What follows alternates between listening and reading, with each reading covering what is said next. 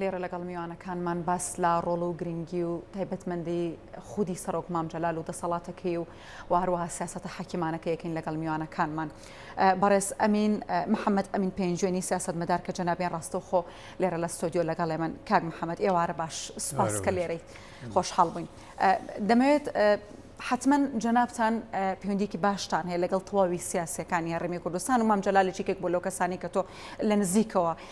ئاگاداری بابە ئیشەکانی بوویت، لە نزیکەوە نزیکایەتێک و هاوڕێتێکی باشتە بۆ لەگەڵیان. دەمێ بزانم بۆ ئەمڕۆ پەیامی تۆ چیە سەبارەت بە کۆچی 5 ساڵی جەنابیان؟ پەیامی من جارێ یەکەم جار لە ساڵ ڕۆژی کۆچی دوایی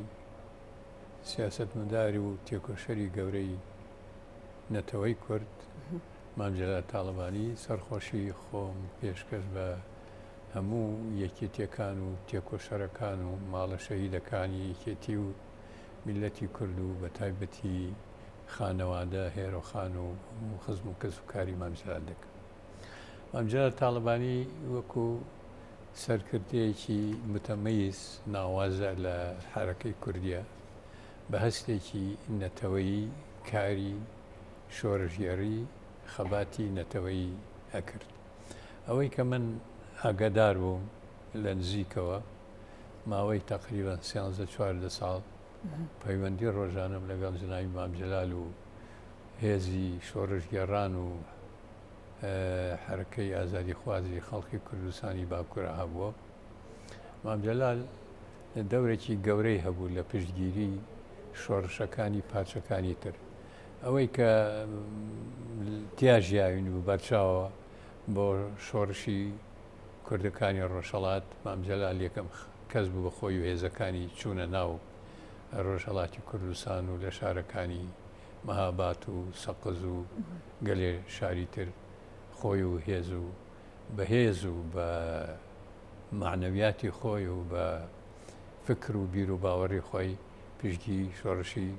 کوردستانی ڕۆژهەڵاتی کرد. بەنسبەت کوردستانی باکوورەوە وەکو وتم ماوەی 13-14 ساڵ من ڕۆژانە پەیوەندیم لەگەڵ جەنابی مام جەلال و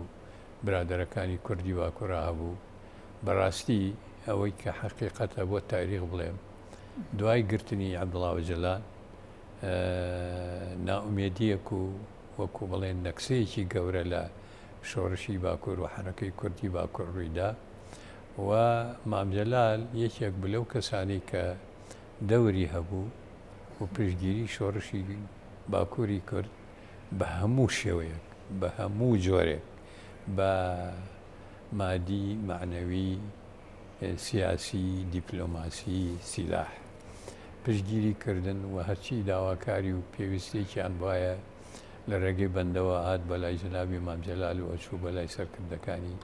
شۆڕشی کوردستانی باکوور حتا گەیشتە ئەو ڕادەیە کە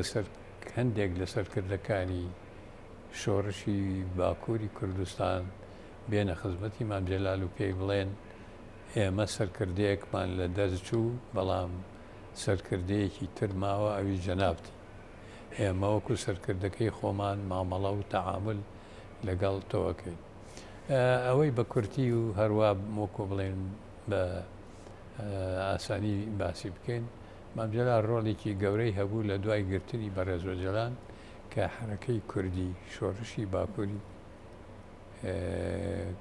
باکووری کوردستان لە دوای ئەو نەکسە گەورەیە کە بەسەریانە هات کە گرتنی ئۆجەلان بوو و هێرشی دەوڵەتی تورکیا بۆ سەر کوردەکان بوو لە ناوەوە و لە شاخ و لە دەرەوە بە هەموو شێوەیەک بەڵام مام جەلال ڕۆڵێکی گەورەی هەبوو لە بەرزکردنەوەی معنەویاتیان و یارمەتیدانیان بە هەموو شێوەیە. باش باسی خاڵێکی گرنگت کردوتت بە نمونە شۆڕشی باکوور مام جەلال وەکو جێگیرەوەی عەبدوڵڵا ئۆجەلان سیر کردو لە پاش دەستگیرکردنی حتمما ئاگاداروی بارودۆخی باشووریش بوویت کە لێرەش دۆخەکە چۆن بووە هەم دەبوو بۆ نمونە ئاگاداری دۆخی ئێرە بێت هەم شۆڕشی باکووریش خۆشت باسێکێڵی هاوکاریکی باشی شۆڕشی باکووریشی کردووە چۆن ئەم باڵانسەیە کرد چۆن دەیتوانی بۆ نمونە ئاگاداری هەردوو دۆخەکە بێکە دوو دۆخی جیاواز دوو حکومەتی جیاواز ڕەنگە بە دوو شێوازە بۆ مامەڵە لەگەڵ دۆخەکەدا بکە. مام جەلال لە سیاسەتە حەکیم و سیاست سیاست مەدار هەیە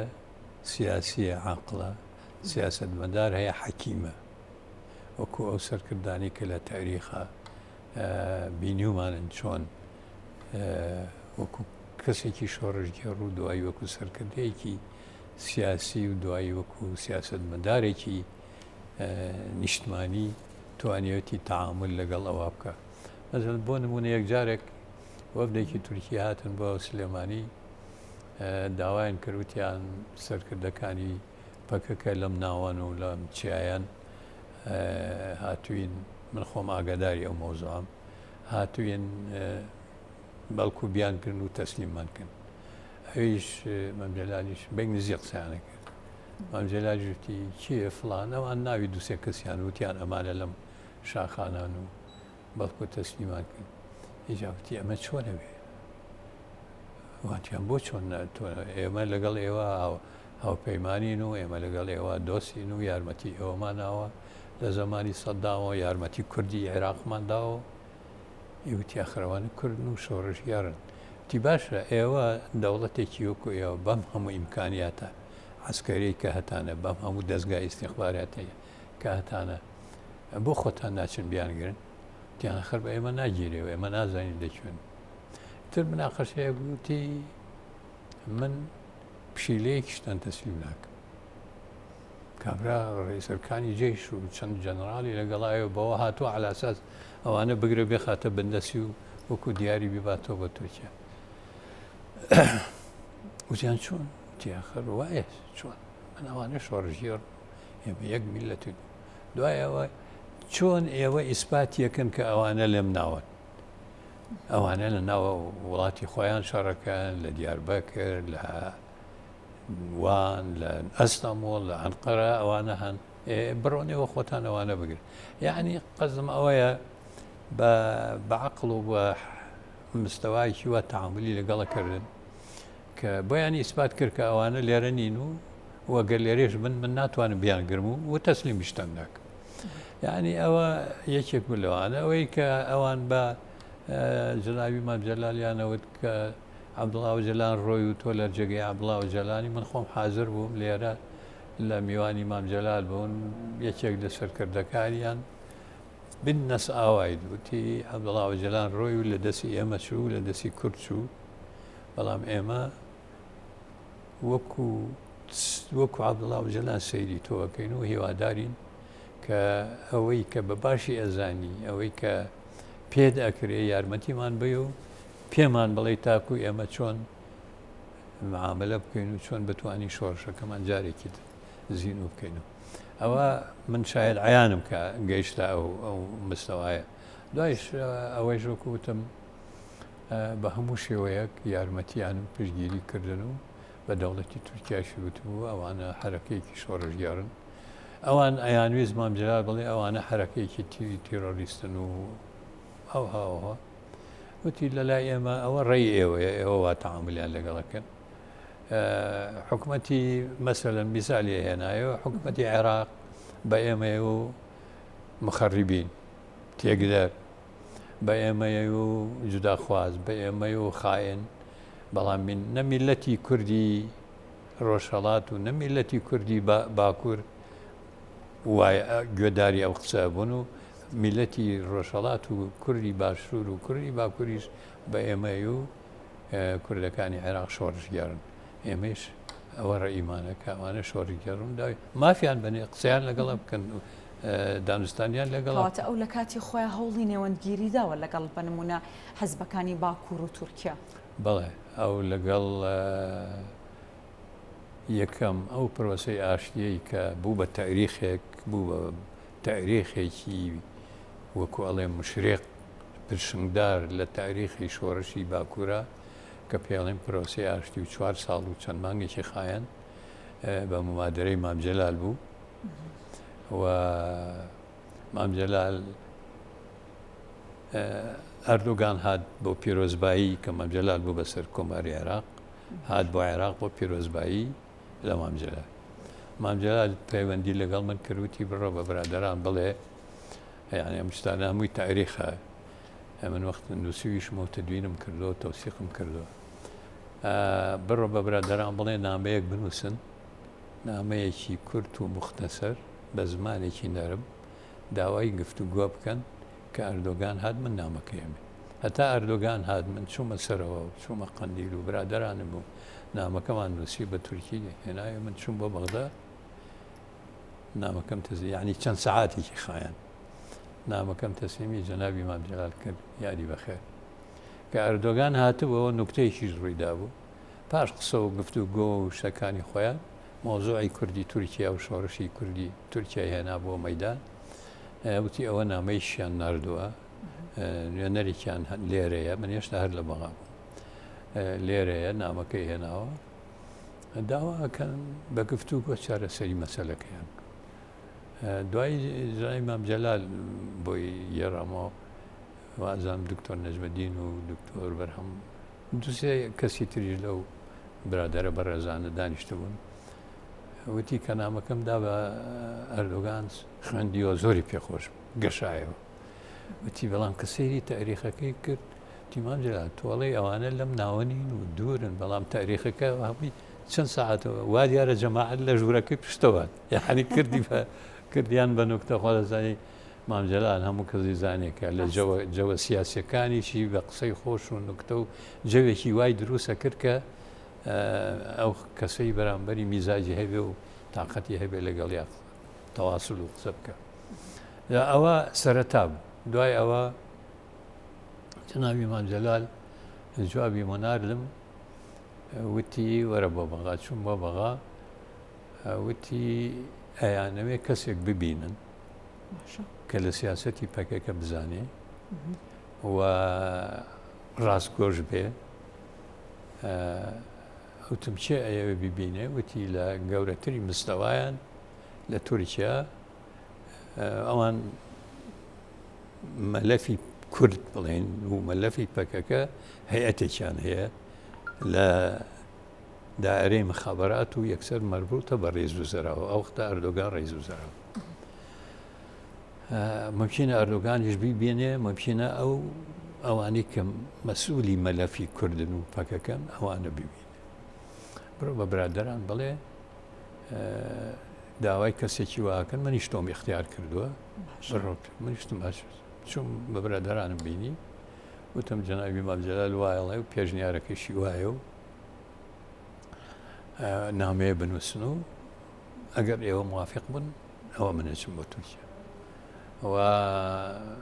ئەوان کۆبوونەوە هەراوشەوە چەند ئەوەی کە نزیک بوون لە مووقعی سەرکردایەتی چەند کەسێک هەموو قەراراتیان بەدەستە کۆبوونەوە و بڕیاریاندا کە من بچم موافق بوون ئێتە من لەگەڵیان دانیشتم وتمەچم چیان پێ بڵێ وتی تۆ یەکەم جار بڕۆ گوێ بگرە مادەم ئەوان داوایان کردووە بزانە ئەڵیان چی و جەنابی مام جەلالیش ببینە بزانە ئەوی چ تەوسەیەک دەکە بڕۆ بێرەوە ئەو وەختە ئێمە لەسەر زەوی ئەو هاتوچۆیی تۆ نامێژە نووسی وەحاصل من چووم گەڕامەوە مام جەلالم دی وتم مۆزوعەکەی وایەوەیتر بۆی ڕێخستم چوون بۆ ئەنقەرە چوون بۆ ئەنقەرە لەوێ یەکەم جار نوێنەریەکێتی بەهرۆز گەڵاڵی لە ئەستەمبۆڵ منی بینی و بردمی تەسلیمی ئەوانیان کرد منی چوون بۆ دائرەی مخابرات ڕئیسی مخابرات بینی کۆبوونەوەکە بەم شێوەیە بوو کە من چوم سێ کەس دانیشت بوو من عادەتە کە ئەو شتانە زۆرم بینیوە وتم ئیستا من وەک کەسێکی نزیکی پەکەکە سەرکردایەتی پەکەکەم بینیوە ڕێی ئەوانم پێ و سەرکۆماری عێراق جەنابی جەلال تاڵەبانی بینیوە ڕێی ئەوانیشم پێ بەڵ ئەمە بزانم لەگەڵ کێ دانیشتوم دەفتەرێکم پێ بوو وتی ئەو کابرا خۆی تەجلیکوتی من ئەوان پێیانە و مستەشار ینی مدیری مخابراتی عامە ئەوە مدیری استخباراتی عسکەریە ژنێکیشیان تیا بوو وتی ئەوەش مدیری ئەمنی داخلیە سێ دەستگای استخباراتی هەیە وتی بەڵام ئێستا لەم کۆبوونەوەیە مێزێکی ئاوا بوو بەیزەوی بوو نەک ئاوا دایرەی تی ئێستا ئێمە لەم کۆبوونەوە دانیشتوین سەرکۆمار و سەرک وەزیران بە ڤیدۆ سەیری ئێمەکەن و پرسیاریشت لێەکەن پرسیارەکان من پێ دەڵێم تۆش سەربەستی حڕی ئەوەی جوابەی تۆ جوابەی تۆ جواب نایتۆ بەڵحاصڵ چووم ئەوەی کە لێرە هەڵم گرت بوو لەگەڵ خۆم لەگەڵیان باس کرد ئەوانیش باسییان کرد یعنی مختصر ئەو پرۆسەیە دەوری ئەساسی ڕۆڵی ئەساسی مام جەلال بوو کەواتە ورد و درشت و ڕێکار و ئەو ڕێنوانەی کە دەبوو کەسانێکی وەکو ئێوە بیزان کە وەکو نوێنەری پاکەکە لەوێ بوون بە تەواوەتی هەمووی لەژێر کۆنتترۆلی سەرۆک مام جەلالدا بوو یعنی من کە ئەچووم بۆ من دوو جار چوون بوو بۆ ئەنقەرە کە ئەچووم پێشوەی بچم ئەچوومە بەغدا جەنابی مام جەلال مەبینی جەنابی مام جەلال مەبینی ئەچووم بۆ قەندیل برادەران من بینی کە هاتمەوە لە قەندیل مام جەلال مەبینی مام جەلال ورد و درشت بە دەقیقی بڵێن چاودێریە کرد کە بزانی قۆناغەکەی گەشتۆتێکی بۆ هەر قۆناغێکیش ڕێنمای خۆی بۆ هەر قۆناغێکیش ئەو برادەران تەماڕێی برادەران وەرەگرت چکاوە ئەساس بچکە حکوومەت لەگەڵ پەکەکە مفاوەزاتەکە مام جەلالیش وەکو شارەزا لە قەزیەکە وەکو کەسێکیش کە دڵسۆزی قەزیی کورد وەکو نەتەوەیە لە حەج لەو دوو زاویەوەیان لەو دوو گۆچرە نیگایەوە مراقەبە و چاودێری ئیشەکانیە کرد یعنی وەکوتم ئەو ڕۆڵی هەبوو و مەسەلەی ئەو پرۆسەی ئاشتیە سەرکەوتنێکی گەورە بۆ بە قەزیی کورد لە پرۆسەی ئاشتیە لە هەڵبژاردنە هەفتا ئەندامی کوردی سەر بە شۆڕژگیرانی کورد چوونە پەرلەمانەوە وای لێ هات حکوومەتی تورکیا داوا بکە لە کورد داوا بکە لە پەکەکە بڵێ وەرن بەشدار بن لە حکوومە وای لێ هات بەیانێکیان خوێندەوە تەمان پاش ئەو هات و چوونەی ئێمە مشکلەیەکە ڕوویدا لەوێ حەزەکەم ئەوەی ڕوون بکەمە بۆ ئەو کەسانی کە گوێیان لێمانە حکوومەتی تورکیا ئەویست مباشیر دیرەک مفاوەزات لەگەڵ قەندیل بکە باشە برادەرانی قەندیلیش ئەیانویست ئەو مفاوەزات و ئەو گفتوگۆیە لە ڕێگەی ئیمرالیوە بێ لە ڕێگەی بەڕێزا جەلانە بێ لەو هاتوو چوونە ماوەی سێ چوار مانگی پێچوو ئیشەکە وەستا جارێکمان جەلال بە پەلا تەلەفۆنی کرد بۆ برادەرانی ئێرەوتی حەمەم بدێنە چوون بۆ بەغا وتی ئیشەکە گەشتوتی وتی مەڵا وەستاوە وتی لەسەر چی وەستاوە وتی لەم حاڵەت تا وەستاوە ئەوتم دەوڵەتی تورک ئەو دوو جارێک کە من چوومە بە ناوی قیادەوە بە ناوی ئەوەختە سەرکۆمار عەبدوڵڵا گوڵ بوو ڕێیس وەزەرا ئەردۆگان بوو بە ناوی ئەوان و هەردووکیان و بە ناوی دەوڵەتەوە ئەڵێن ئێمە ئەمانەوێ مباشر لەگەڵ ئیستا لەگەڵ قەندیلا بین هەتا بەدیری مخابرات دوتی منیان بۆ قەندیل وتم بەخێر بێ من زەمانەتی ئەوە کەم تۆ ببمە شاخ و بدهێنمەوە تا هەولێریا تا ئەوە وتی ئەوە خۆمان تەرتیبیەکەن بەرحەڵ مام جەلال کە چووم وتی ئیشەکە وتم ئاوای لە هاتووە وەستاوە لەسەر ئەم نقطەیە ئەوان ئەڵێن لە ئیمرالیەوە ئەمان ئەڵێن حکوومەت ئەویست مباشر لەگەڵ ئەمایتر پرۆگرامی خۆیان چی بوو بۆ ئەوە بۆ ئەوی تێکدانی بینی عەبدوڵڵا و جەلان و قەندیل تێک بن یا ئاژاوای دروستکەن یا بەسەراحەت پێیان وتیان ئەو عەسکەر حکومی داوە حکمی ئەعدامی داوە قیادەی عەسکەری تورکی و عەسکەر ئەو وەختە هێشتا بەهێز بوو حکوومەت سەیطرەی نەکرد بوو حیزبی ئاکپارتی سەیطرەی نەکبوو بەسەر هەموو دام و دەستگا عەسکەری پۆلیس و ئەمن ئەوان هەموو دام و دەستگایەک مستەقیل لەو هینی خۆی هەیە بەرحاڵ وتم چی بکەین وتی بڕۆبەلای کاگنەچیر بەرزانی ئەو عەلاقەی ئێستا لەگەڵ ئەردۆگانە بەهێزترە وەفعلا من چووم لەسەر تەلەفۆنیشی بۆ کرد مام جەلال خۆی باش مەوزوعەکەم بۆ کاگنەچیر باس کرد ئەو ژووتی ئەگەر مەوزوعەکە هەر ئەمە بێ ئەتوانین ئێمە حەلیکەین تر ئەو سەفەرێکی کردبەوە ئەنقەرەوە هاتەوە پێی وتموتی ئیشەکە ئەبێ دوای ئەوە ڕێگە درا وەفدی هەدەف سەلاحەدین و لەیلا زانا و ئەو برادرانەی تر بچن بۆ ئیمرالی بۆ بینی عەبدوڵڵا جەلان ئیتر کە ئەوان مەسەلەکە خەتەکە کەوتە لای ئەوان و مەطلبەکەی قەندیلیش حکوومەتی تورکی موافقەتی کرد ئیتر ئێمە من مام جەلال لە دوورە مراقەبەمانە کرد ئەگەر شتێک وایە هات پێوتم یا من ئەچم پێمەوە و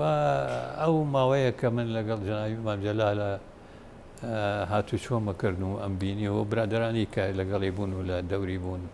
هەموو ئەزان و ئاگاداریان کە لە بەغدا بوو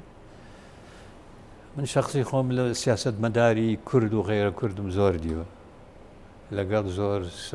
سەرۆک وڵاتان دانیشتوم لەسەر قەزەی کوردی بەڵام ئەوەی کە پێی معجب بووم و کە بەلامەوە شتێکی تازە بوو لە سیاسەتە ئەو تەوسیات و پێشنیارەکانی مام جەلال بوو کە هەمووی لەجێی خۆیان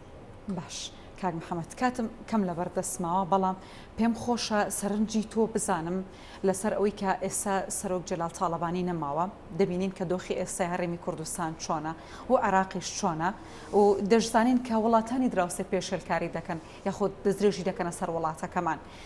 دەمەوێت باسی ئەو دۆخەم بۆ بکە ئەگەر بنمونە ئێستا سەرۆک مام جەلال بمایە دۆخەکە لەکوێدا دەبوو ئەم شتانی کە ئێستا هەن ڕووی دەدا پێش ئەوە یەک نقطەی تری پێ بڵێم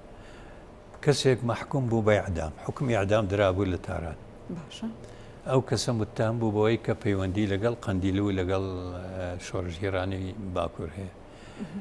برادرانی قەندیل زۆر گرنگیان ئەدا چەند جار بە مام جەلال وتم شتێکی وا هەیە ئەگەر فریای نەکەوی ئەعدامیەکەن و برادرانی زۆر مەبەستیانە ئەعدام نەکرێت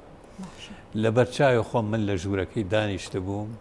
وازان بەندزار بوو یا بە یەکێکی لە برادەرەکان ئێستا نایەتەوە یادم وتی ئێرانم بۆ وەرگرن مەکتەبی ئەحمەدی نەجادم بۆ وەرگرت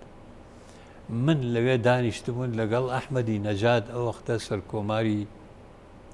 ئێران بوو پێی وتی شتێکی وا هەیە ئەبێ ئەو ئیلغای ئەو حکمی ئەعدامە بکرێ حتەم گوێم لێ بوو فارسی قسەیانە کرد من فارسیەکە تێگەم وتی ئەوە محکەمە وتی من داوا لە تۆکەم ئەوێ بکرێت سەرکۆماری تۆژە گەر داوایەک لە من بکەی منی سەرکۆمارم وا جواب نامە ئێستا تەمان ئیشەکە جێبەجێ بوو حکومەکەیان ئێڵغا کرد تەخفێ بوو ئێستا سەر کۆمارێک ئەتوانێ ئەو دەورە ببینێ و ئاوا جورئەتی هەبێ لەگەڵ سەر کۆمارێکی وڵاتێکی و کوێران قسە بکە و داوای لێ بکە بڵێ ئەوم بۆ بکە ئەوە حەقیقەتێکە ئەمە باوەڕ ناکەم ئیتر لە کووردا سەر کۆمارێکی تریوە ڕێزم بۆ ئەوانەیە کە سەر کۆمارن و یا ئەبن بە سەر کۆماری عێراق ڕێزم هەیە هەموو ئینسانی باش و تێکۆشەر و کورتپەروەرم بەڵام جورئەتی مام جەلال نەوعێکی کە بوو من ڕێیم وایە ئەمڕۆ نووسیویشمە کە نەمانی مام جەلال لەسەر شانووی سیاسی لە عێراقا بۆشایەکی گەورە دروست بوو دوای نەمانی مام جەلال ئەمن و ئیستیقرار نەما قسەیەکی سیستانی شەیەکە ئەیوت مام جەلال تاڵبانی سەمام الئەمانە لە عێراق و لە منطقەکە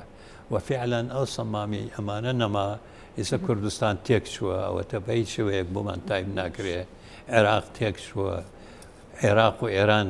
خەریکن تێگەچین تورکیا هەموو ڕۆژێ بەردومانمانەکا و خەڵکمان لێ کوژێ و خەڵکمان لە ناو کوردستانی باشوورە ئەفرێنێ و ئەو کوژێ و ئێران هەر عینیشدەوە دێهاتەکانی هەموو وێران کرد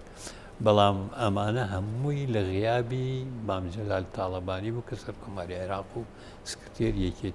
یەکێتی نیشتمانی بوو دەستەکانە خۆش بێ ماندومان کردی زۆر بەخێربی زۆر سوپاس بۆ محەممەد ئەمین پێنجۆنی سیاست مەدار کە جەناویان ڕاستەوخۆ لە ستۆدیۆ لەگەڵ ئێمە باسی لە گرنگی و تایبەتمەندی سەردەمی سەرۆک مامجەلال و کۆمەڵێک یادەوەری زۆر گرنگیشی بۆ ئێمە و بۆ بینەرانی کورسان نیوز خستەڕوو.